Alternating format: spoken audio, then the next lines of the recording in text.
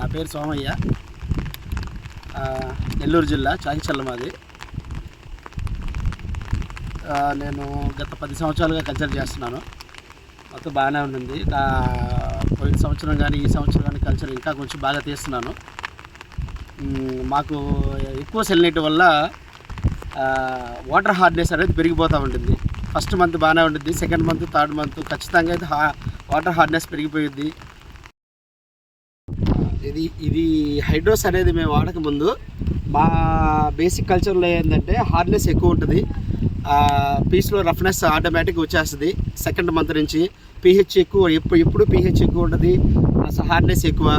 ఇది హైడ్రోస్ మేము 1 డే నానబెట్టి కొట్టడం వల్ల ఎమ్మంటే 2 or 3 days కల్లా పీస్లో హార్డ్నెస్, రఫ్నెస్, మేజర్గా రఫ్నెస్ తగ్గి మోల్టింగ్ ఫ్రీగా అవ్వటం, 4-5 రోజుల కల్లా ఫుల్ మోల్టింగ్, మాస్ మోల్టింగ్ అవ్వటం, ప్లస్ పీస్లో రఫ్నెస్ పోయి స్మూత్గా తయారవడం అనేది ఈ ప్రోడక్ట్ వల్ల మేము బాగా గమనించాము.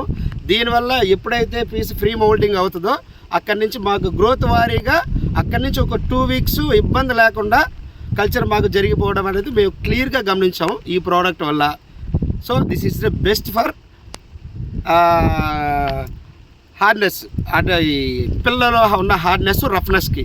ఇంకో విషయం ఏంటంటే ఇది మేజర్గా కెమికల్ బేస్డ్ ఏం కాదు, ఇది ప్రొబయోటిక్ బేస్డ్ వల్ల అదొక మాకు ప్లస్ పాయింట్. డ్యామేజ్ కాదు, పిల్లలు డ్యామేజ్ కాకుండా ఫ్రీగా మౌల్ట్ అవ్వడం వల్ల మాకు గ్రోత్ కూడా బాగా రావడం, డెన్సిటీ పోకుండా ఉండటం, ఇది ఒకటి మాకు ప్లస్ పాయింట్గా జరిగింది.